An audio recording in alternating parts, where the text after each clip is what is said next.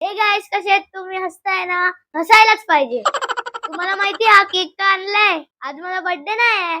तिकडे बघा 300K झाले.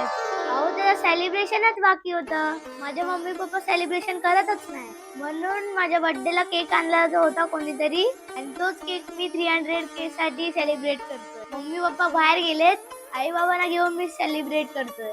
चला तर आपण केक कापूया.